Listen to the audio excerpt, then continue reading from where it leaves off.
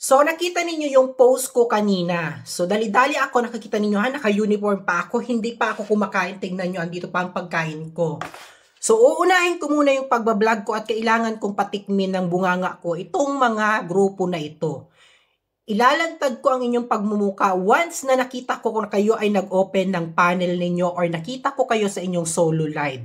Pamamanmanan ko kayo sa aking mga admin or pamamanmanan ko kayo sa aking mga admin moderator sa aking agency.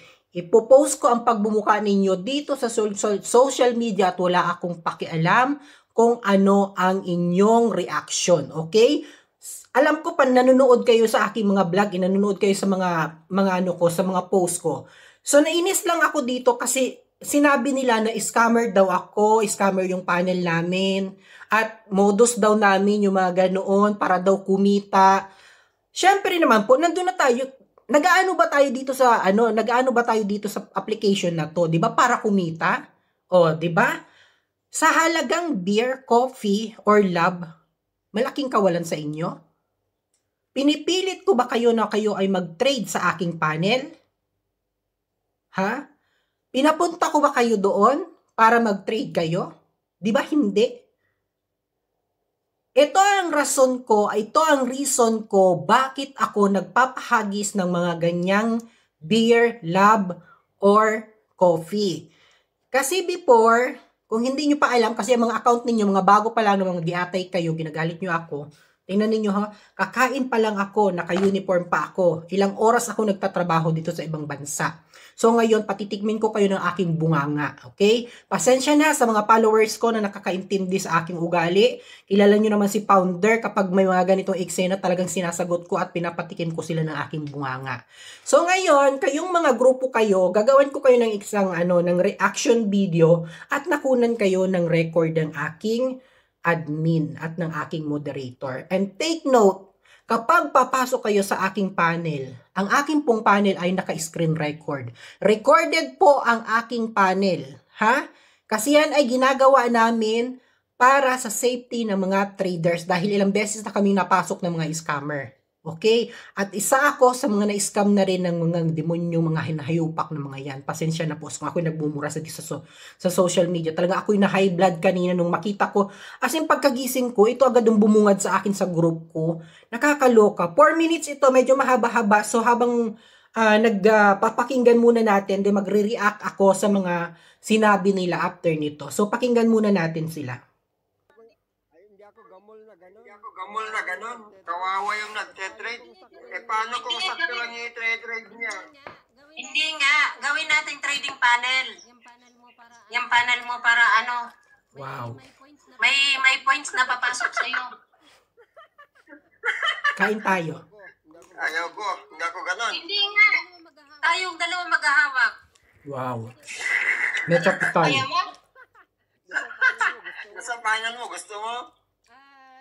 Ay, pwede. Tapos ikaw yung Ako yung taga-tawag. financer. Hindi, ikaw yung financer. Hindi, pag meron ako din. Tapos, pwede naman yun. Kung halimbawa may magta-trade, aakyat yung isa, aakyat din yung isa. O diba, sila mag-trade yan. Ganun lang yun. Maganda yung strategy nila. Pero nanonood ako doon, tarantado mga gano'n, no? Nanggagancho pa sila. Bakit hindi na lang sila mag-trade ng kung may pang-trade? Hindi dapat sabihin nila na na lang. Anong tawag doon? Thank you na lang. Wag na yung sige, tapon sa number 3, o tapon sa lupa, tapon sa langit, o gano'n. Wag na lang yung to be confirmed coins, to be confirmed po, tapon sa number 3. Kasi ang nangyayari kasi doon, nanggaganso talaga sila kasi magta-trade, hindi naman sila yung tao naman na gusto mag-trade ang unang magtapon, malamang kumport talaga yun. At saka, hindi, parang din, parang bayad sa kanya sa pag-host niya, ganun din. Oo, sahod niya, gyatay. Oo, ganun nga. Pwede naman kasi hindi na gano'n. Ang gagawin nila, trading sila. Tapos, depende naman yun sa tao kung magbibigay. Minsan, meron kasi akong meron akong panel na pinupuntahan. Hindi niya pinapapasa ng ganyan. ang ibig sabihin ko, magte-trade yung tao, sige, akyat. Magpipili sila kung sino makikipag-trade, ganon. Tapos, halimbawa hindi pa tapos yung isa, meron pag iti-trade, papakita naman yung isa, ganon lang. Pero hindi siya nagsasabi na, hagisan mo ako para ganito, to be confirmed, ganon. Hindi. Tapos yung tao na aalis na, tatapon muna siya ng ng gambol o kaya taglalab, tag-iisa, ganon. Pero yung pinuntahan ko, tarantado. Kasi kaya mismo yung nagpapahagis. Inoobligan nila yung tao. Kailangan magpapon dapat na. Kaya mo yung 500, one love. Oo. Tapos, kunwari, lang daw yung pasok sa kalabas. Alam mo ba yung ibig sabihin? Papasok sa kanya, tapos babalik din doon sa hagis. Hindi na yun babalik. Sa karamihan na yun, Diyos ko. Hindi na yun sumama. Hindi na yun babalik doon sa naghagis. At Yung mga nang nag-comment ako, sabi ko, inuuto niyo yung nagpapatrade sa inyo, ako sa kanila eh. Hindi, dapat ang kinoment mo doon, bakit nagpapabayad kayo pag nagtitrade? Ganun. Sana mapunta mo ulit yun. Sabi ko na nga ba eh. Scammer. Yun ang maliwanag na scammer.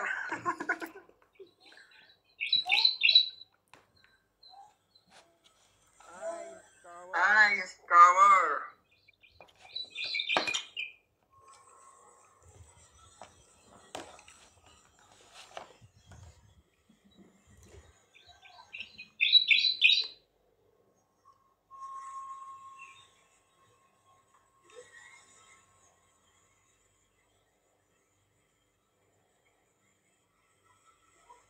So, ayun, wala na. Wala na silang, So, ito, shout out kay Honey Babes, Agent Maxine, at itong lalaking mukhang tukmol.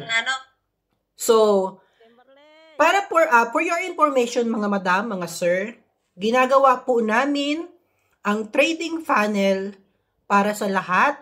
Hindi sa pilitan na kayo ay pumunta doon at makipag-trade. Hindi ko kayo pinapunta sa aking panel para magpunta doon at makipag-trade. Ulitin ko, hindi ko kayo pinapunta sa aking panel para makipag-trade. Hindi ko kayo pinilit na umakyat sa 5 and 6. Okay? Ginagawa po namin ang pag-check ng coins para maiwasan ang pag-refund ng mga nagtitrade na galing sa Google Play at Play Store. Bakit po? Since hindi nyo po alam at hindi kayo nakakaranas ng nararanasan ko as a agent, as a founder na ako ang nagbabayad ng mga nai-scam sa aking panel, manahimik po kayo. Katatanda nyo na, mga giatay kayo, ginagalit nyo ko. Katatanda nyo na, wala kayong pinagkatandaan, mga wala kayong galang. Never akong nang-scam sa aking panel at never akong mang-i-scam sa mga tao na alam ko na lumalaban ng patas.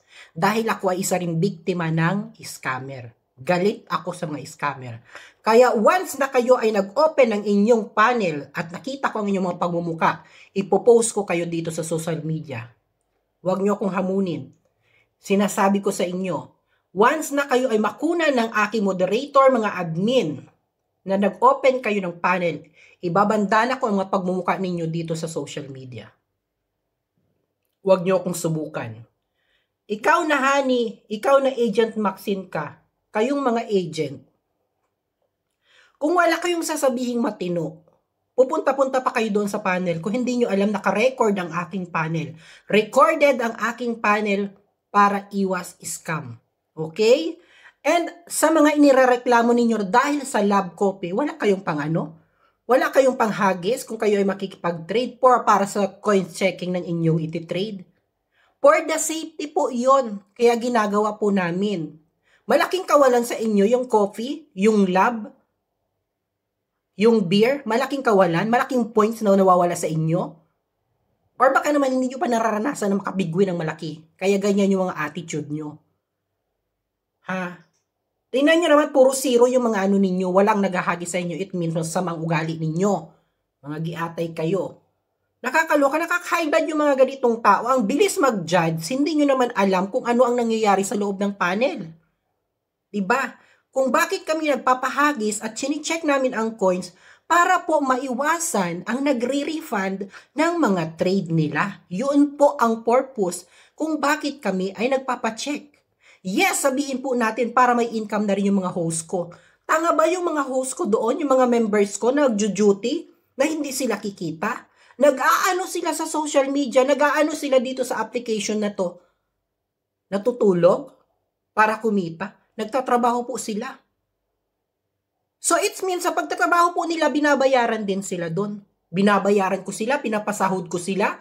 Kapag may mga traders na mababait, nagbibigay, nagagambol. At saka yung mga hinahagis nila sa para pag-check ng coins, so pumapasok na rin sa income nila yun. Deserve nila yun dahil nagtatrabaho sila ng patas. Hindi kami nang i-scam at hindi namin modus ang mga ganyang bagay. Nag-check po kami ng coins for the safety ng traders ng 5 and 6. Dahil noon po, kung hindi nyo alam ang issue na mayroon mga nagtitrade ng mga traders na bumibili sa Google Play at nire-refund nila ito. Pag nirefund nila yon, kawawa po yung katrade nila. So, sino ang mapapasama? Ako, kasi sila sa panel ko sa panel ko nag-trade sila. So, founder, bakit ganito? Nag-refund sila kung hindi ko i-check. Nakukuhaan nyo po yung points ko, mga madam and mga sir? Ang bilis nyo mag-judge, no? Wala bang baho yung bunganga nyo? Wala bang baho yung mga tutuli nyo dyan? Yung paa nyo, mga singit nyo? Unahin nyo pong i-improve yung sarili ninyo, yung agency ninyo. Hindi yung pinapakailam ninyo yung panel lang may panel. Kung yung ibang panel nga nagpapabayad, 5K, 10K, 15K, 20K, depende sa tinitrade. Ay sa panel ko, isang beer, isang lab, umaalma na kayo.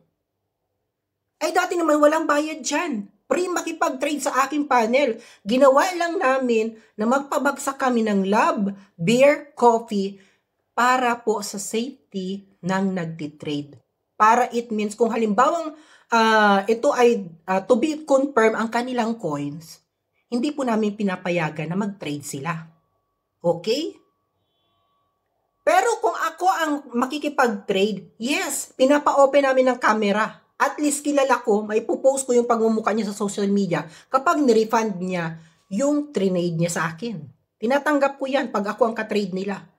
At alam yan ng mga tao na nanonood sa aking panel. Ganun po kami sa panel. Hindi po namin modus at hindi po namin kailangan mang-scam ng tao. Diyos ko, milyon-milyon nga pinapatalo ko dito. Mang-i-scam pa ako. Hindi ko i-expose yung pagmuka ko dito sa social media para mang-scam ng tao. Lumalaban po ako ng patas. Okay? At kung may policy ako ng wrong trade, no return, ito, pakinggan ninyo ha. Nawala na ako sa gana sa kumain. Pakinggan ninyo sa mga nagtitrade sa akin. Kapag po kayo nag-agree sa wrong trade, no return policy, it means wala na pong balik yun. Ako lang bang gumagawa nito sa panel, sa mga trading panel? Hindi. Pumunta kayo doon sa mga malalaking nauna sa akin na gumagawa ng mga ng mga panel trading.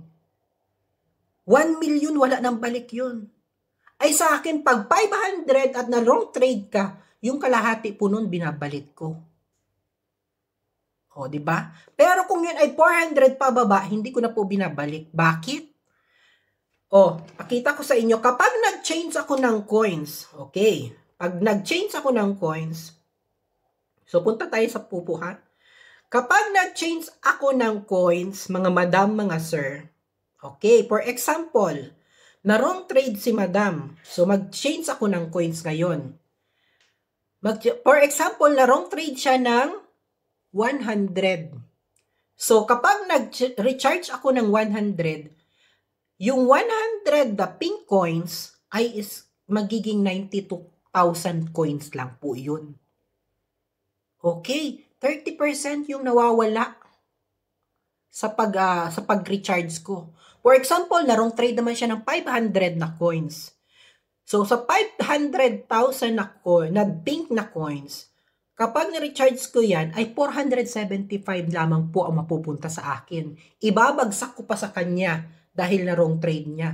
Sino ang kumita? Si Pupo. Si Pupo ang yumaman. Akala niyo ang laki na napupunta sa akin kasi na wrong trade sa akin. O diba? Then ibabalik ko sa inyo. 30% din po yung ibabagsak na takakaltasin ni Pupo sa trade na yun. Kaya tinatanong ko, yung mga na-wrong trade sa akin, iko-coins ko po ba ito or ibabagsak ko sa inbox mo? Ganun po ang nangyayari. Ha? At for example, na-wrong trade ka sa aking mga host, sorry na lamang po, labas po ako dyan. Kayo po ang mag-usap ng aking mga host. Huwag niyo po akong kulitin sa messenger or sa inbox or whatever. Sinusundan niyo pa ako, ini-email niyo pa ako. Nakakaloka kayo. Once na nag-agree kayo sa aking wrong trade, no policy issue, wrong trade, no return, it means, inaccept ninyo. Umakyat kayo eh. O diba? At kayo mga madam, mga sir, na magaling mag-comment, magaling mag-judge, gumawa po kayo ng panel ninyo, trading panel. Tignan ko lang kung may mag-trade sa inyo. Baka langawin kayo. Okay? Kailangan kapag may trading panel ka, may income ka na malaki. May pangbagsak ka doon sa makikipag-trade sa'yo. Hindi naman maghihintay mga traders na, ay, nasaan na yung ka-trade ko? Wala pong ganun. And good luck na rin po sa mga scammer. Sa panel ko, hindi lang 3, 4, 5, or 6 yung mga scammer dyan. Yung grupo ni Annalyn na Baho Bilat. Yung grupo ng mga bakla dyan ng mga ano. O diba? Hindi pa nga sila nakakarma eh. Alam niyo kung ako scammer, matagal akong nakarma. Baka tigok na nga ako eh. Kasi gagawin ko. Pero hindi po, lumalaban ako ng patas. Okay? Pinaghihirapan ko lahat yan. At bago nabuo yung panel kong yan, nag-sacrifice ako dyan, naglabas ako ng sarili kong pera. Sa laki nang na-scam sa akin ng mga hinayupak ng mga scammer na yan, 67,000 na peso po ang na-scam sa akin. Bukod pa yung 7,000 na binili ko ng coins na ako dapat ay nag-try kasi ako ng that time na na maging isang coin seller. So na-scam ako. Kaya biktima ako ng scam. Kaya nakilala nyo ako dito sa social media. Nang dahil din dyan sa mga scammer. Pasalamat din ako sa mga scammer kasi nakilala nila ako. Kung hindi ako na-scam, hindi nyo ako kilala ngayon na si Founder Carl. Nasasabihin yung scammer, modus. Manahimik kayo mga madam, mga sir. Unahin ninyo yung pagpapalago ng agency nyo, yung pagpapalago ng income ninyo, yung pagpapalago ng inyong mga friends dito sa sa Pupo. Ganun. Hindi yung nangingialam kayo ng may panel lang may panel. Okay? And babala sa lahat ng pumapasok sa aking panel. Wag na wag kayong magko-comment ng kung ano-ano doon sa comment section dahil recorded po ang aking panel. Recorded ang panel ko, may taga-screenshot, may taga-record, at may taga-report sa akin. Once na kayo ay may nasinabi sa akin, ipapaban ko po ang inyong mga account. Okay? Ipapaban ko ang inyong mga accounts once na kayo ay nakabiolate sa ng aking panel. Hindi ko kayo tinatakot, ginagawa ko yan. Kaya wag ako. Ha? Wag ako. Gumawa kayo ng sarili nyong trading panel. Matutuwa pa ako. Pero yung pakialaman niyo yung panel lang may panel, doon kayo sa Pluto. Doon kayo nababagay. Mga ambisyosang mga to. Ang tatanda nyo na wala kayong pinagkatandaan. Mga wala kayong galang. Kaya nawawalan ako ng gana. Sa totoo lamang, gusto ko nang itigil yung trading panel na yan, pero hindi ko pwedeng itigil. Ang daming sumusupport sa akin. Tingnan nyo yung followers ko, magwa 1 million na. Eh baka yung mga followers ninyo, wala pang 100.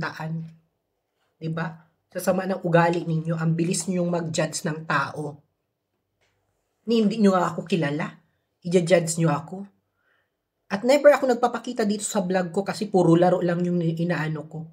Pero kung makikita nyo dyan yung mga old vlog ko, nandyan yung pagbumuka ko. Hindi ako mangbumutos ng tao, hindi ako mang-i-scam ng tao. O ako mag-ano dito sa social media. Hello, nasa Arab country po ako. Okay? Bye, mga giatay.